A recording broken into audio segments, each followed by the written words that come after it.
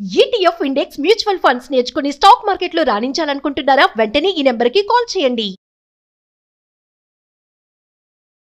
నమస్తే రమ్మగారు. నమస్తే జయ. ఏదైనా మంచి స్టోరీ చెప్తారా? కుక్క కాటుకి చెప్పు దెబ్బ. ఓ, ఎప్పుడైనా విన్నానండి. భలే అయింది. కుక్క కాటికి చెప్పు దెబ్బ అంటాం మనం. ఇంగ్లీష్ లో పిల్లలు టిట్ ఫర్ టాట్ అంటారు, అంతే కదా? అవునండి. అంటే జనరల్ గా ఏంటంటే తాడిని తన్నేవాడు ఉంటే వాడు తలని తన్నేవాడు ఎప్పుడూ ఉంటాడు. ఎన్ని సామెతలు రమ్మగారు. నువ్వేదైనా ఒకటి ప్రయోగించావనుకో, తెలివితేటలు చూపిస్తే నీకంటే తెలివైన వాడు ఎవడో దాన్ని తెగొడుతూ ఉంటాడు. అంతే. మనం అప్పుడప్పుడు కొంతమందికి ఏమో తెలిసేలా, అందరికీ తెలిసేలాగా జరిగేవి కొన్ని మనకే అర్థమవుతుంది వీళ్ళు మన్నే ఏం చేశారు అని. అప్పుడప్పుడు అలా తెలుస్తుంది కదా. ఏం చేయాలో తెలియక నోరు గట్టిగా మూసుకొని ఊరుకుంటాం. ఎలాగా గుట్టుచప్పుడు కాకుండా ఊరుకుంటాం, అంతే కదా. ఒక కథ చెప్దాం దీని మీద, మళ్ళీ మంచి స్టోరీ ఉంది. తప్పకుండా. పూర్వం ఒక పల్లెటూరులోనంటే ఇద్దరు అన్నదమ్ములు ఉండేవాళ్ళు. ఏదో కాలం కలిసి రాక ఇద్దరు అన్నదమ్ములు విడిపోయారు. పక్క ఇళ్లల్లో ఉండేవాళ్ళు, ఎవరి వాటా వాళ్ళది. తమ్ముడికి కొంచెం ధనికుల అమ్మాయి వచ్చింది కొద్దిగా. ఆ వచ్చిన పావలాతోటి ఆయన కొంచెం పెంచుకుని ఓ 10 రూపాయలు చేసుకున్నాడు. అన్నయ్య సుమారుగానే ఉన్నాడు. అయితే ఇద్దరికి చేరుకో ఆడపిల్ల ఉన్నారు. పిల్లలిద్దరూ పెళ్ళిడికి వచ్చారు. ఈ పేదవాడైన అన్నయ్య కూతురు మంచి పనిమంతురాలు. పిల్ల ముందు నుంచి వాళ్ళ అమ్మ నాన్న ఇద్దరు రెక్కడితే కానీ డొక్కడదు, పనులకు వెళ్ళిపోయేవాళ్ళు. పిల్ల ఇంట్లో పనులు సమర్థించటము, 4 చక్కగా వంట చేయటము, ఇల్లు అది సవరించడం చేసేది చిన్నప్పుడు. క్రమంగా కొంచెం వయసు వచ్చాక దాన్ని ఏం చేసేవాళ్ళు, పొలం పనులకు కూడా పంపించేవాడు. ఆ పనులు కూడా వచ్చు దానికి. ఓకే. ఈ డబ్బులున్న వాళ్ళ ఇంట్లో పిల్లలు పువ్వోమని పెరుగుతారు. అవును. తల్లి ఎవరినైనా సహాయానికి పిలుస్తుంది. వచ్చిన అక్కో ఆంటీయో పిన్నో పెద్దమ్మో చేసేస్తారు ఆ పనులు. వీళ్ళు దీనికి ఇంట్లో పని రాదు, బయట పని రాదు.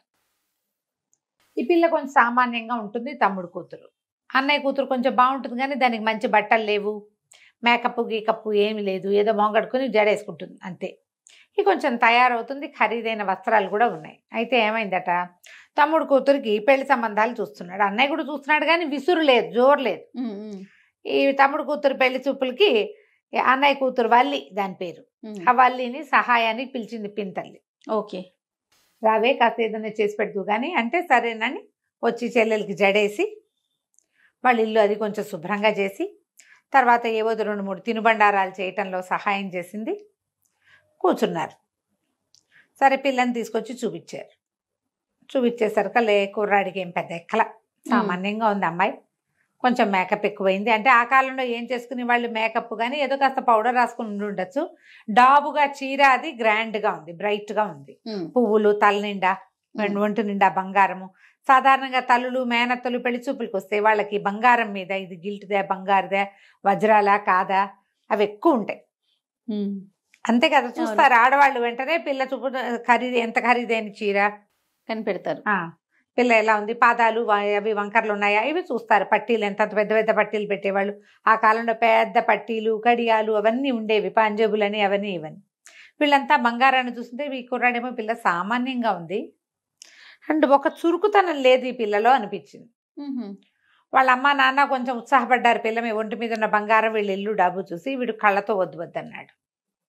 సరే అబ్బాయి ఏదో ఒక పుస్తకం ఏదో చేత్తబుచ్చుకొచ్చాడు వచ్చేటప్పుడు. ఈ పెళ్లి చూపులన్నీ అయిపోయినాయి. అయిపోయిన తర్వాత బయటికి వెళ్ళిపోయారు వాళ్ళు.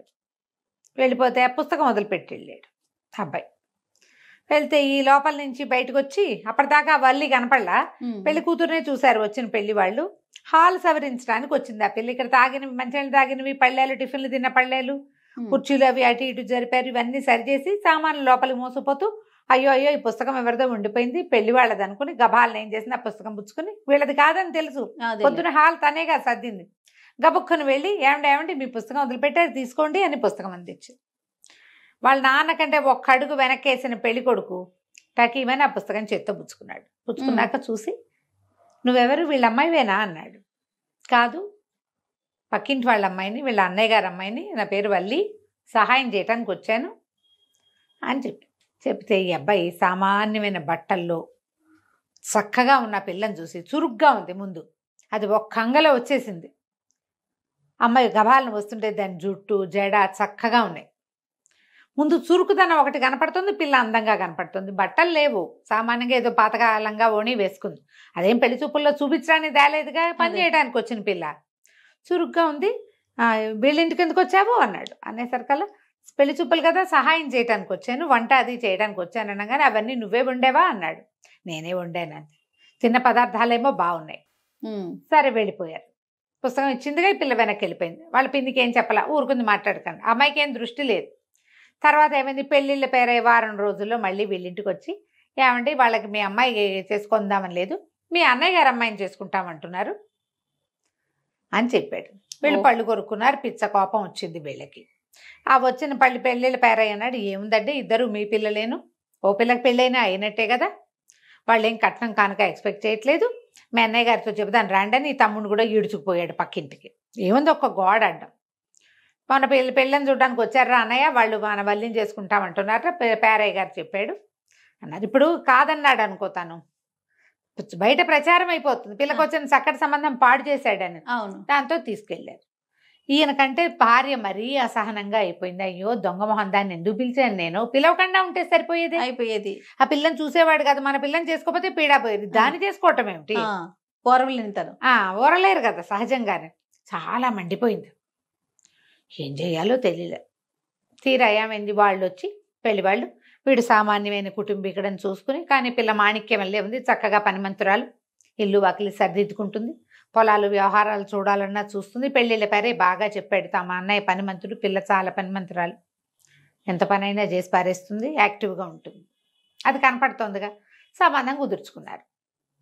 కుదుర్చుకుంటే ఏమైంది, ఆ చెల్లె మరదలకి మంటగా ఉండదు, పింతల్లికి, రేపు మీ అన్నయ్యకి ఏదన్నా ఇవ్వాలి గిఫ్ట్, మనకంతా నష్టమే, పెళ్లి సంబంధం పోయింది అంటే తమ్ముడు అన్నాడు, అసలు అట్లా కాదే, బాబాయ్ అంటాడనమాట, మళ్ళీ వాళ్ళ బాబాయ్, అట్లా కాదు, పిల్ల పెళ్లి అయినప్పుడు మనం తప్పకుండా ఏదైనా వెండి వస్తువైనా ఇవ్వాలి, మన ఇంటి ఆడపిల్ల, ఇక నష్టంలో నష్టం అంతే, సంబంధము పోయింది, డబ్బు ఖర్చు పెట్టాలి మనం, అయినా ఏదో ఒకటి పెడతారులే చిన్నదో పొన్నదో అంటే, కాదు లాభసాటిగా లాగటానికి చూస్తానులే, నాకు ఒక ప్లాన్ ఉందని చెప్పి.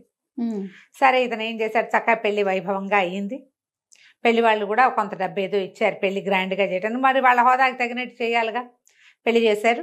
పెళ్లి చేస్తే బాబాయ్ ఏం చేశాడు, చక్కగా వెండి అరిటాకు పిల్లకి అన్నం తినడానికి ఒక పళ్ళెం ప్రజెంట్ చేశాడు. చేస్తే ఆ వెండి అరిటాకుని చూసిన అన్నయ్య అన్నాడు, ఆ వల్లి వాళ్ళ నాన్న భార్యతోటి, ఏమే అందరికీ పెట్టినట్టు మామూలు చీర పెట్టబోక మా మరదలకి మంచి పట్టు చీర పెట్టు. పట్టు చీరలు కొన్ని తెచ్చి పెట్టుకున్నారు. పట్టు చీర పెట్టు, ఎంత ఖరీదైంది ఇచ్చాడో మా తమ్ముడు, పెట్టకపోతే బాగుండదే అన్నాడు. ఆవిడ చేసింది, ఉన్న వాటిలలోకి మంచి ఖరీదైన పట్టు చీర తీసి తోడుకోడలకి బొట్టు పెట్టి చేతులు పెట్టింది. ఓకే. చిన్నపిల్లకి ఏదో లంగా గుడ్డ ఏదో ఇచ్చింది, ఇంకో పెళ్లి కూతురుందిగా దానికి. అక్కడి నుంచి పట్టు చీర చూస్తే ఆవిడకి నచ్చింది, కానీ చాలేదు. వీళ్ళ దగ్గర నుంచి ఎలాగైనా ఇంకో చీర లాగేయాలనుకుంది. సరే ఏం చేసింది, ఉన్నట్టుండి పెద్దగా అరిచి కేకలు పెట్టి, నన్ను మర్చిపోయారా అని జుట్టు వడ తీసుకుని తైమని గెత్తడం మొదలుపెట్టింది. ఈ అన్నదమ్ములిద్దరికి ఓ చెల్లెలు ఉండేదిట, 10 ఏళ్ళకి చచ్చిపోయింది, 10 ఏళ్ల వయసులో చచ్చిపోయింది. మామూలుగా ఇట్లా ఏదైనా ఫంక్షన్లు ఉన్నప్పుడు ఆ పిల్ల పేరుతోటి ఓ జత బట్టలు అట్లా పళ్ళెల్లో పెట్టి దేవుడు అందరి ఇళ్లలో చేస్తారు, పెడతారుగా. పెద్దలకు పెట్టుకోవడంలో ఇట్లా చిన్నపిల్లలుగా చనిపోయిన వాళ్ళ పేరు మీద పెడతారు. ఇక లవో దిబోమని అరిచి కేకలు పెట్టి, నేను మీ చెల్లెల్ని, నాకేం చూడవా, నాకు అట్లా చేయవా, మంచి పట్టు చీర పెడితే కానీ నేను ఇక్కడి నుంచి పోను, పిల్ల పెళ్లి చేసుకుందాం అనుకుంటున్నావే అని అరిచొచ్చి కేకలు పెట్టేసరికి జనాలంతా ఇంకేముంది వజ్రం వచ్చింది, చీర పెట్టు ఇంకో పట్టు చీర పట్టుకురా అన్నారు. ఇంతలో ఏమైంది, ఆ పెళ్లి కొడుకు అటు ఇటు తిరుగుతున్నాడు, పెళ్ళి అయిపోయింది, అటు ఇటు తిరుగుతున్నాడు, పెద్ద కేకలు పెట్టి ఒక్క ఎగురెగిరి బల్ల మించి కిందకి దూకి అక్కడ ఉన్న అరటిగల భుజం మీద పెట్టుకుని అటు ఇటు తిరగటం మొదలుపెట్టాడు. పెట్టేసరికల్లా ఇంకేముంది, పెళ్లి వాళ్ళంతా కంగారు పడిపోయారు. అయ్య బాబోయ్, ఆంజనేయ స్వామి వచ్చేసాడు, పెళ్లి కొడుకు దేవుడు పూనుతున్నాడు, ఇంకేముంది, ఆంజనేయ స్వామి పూనిన చోట గాలి ధూళి ఉండకూడదు కదా, అంతేగా. అనగానే ఈవిడికి అర్థం కాలే, ఇప్పుడు నేను కంటిన్యూ చేయాలో వద్దో తెలియదు. కాస్త ఊపిరి తిప్పుకుని మళ్ళీ పెద్ద కేక పెట్టి మామూలు అయిపోయింది. జుట్టు మామూలుగా ముడేసుకుని నుంచి ఏం చేయలేకపోయింది, పళ్ళు కొరుక్కుంది. ఇప్పుడు ఆంజనేయ స్వామి వచ్చాక కూడా ఇది ఉందంటే దీంతో దొంగ వేషం అయిపోతుంది అంతే.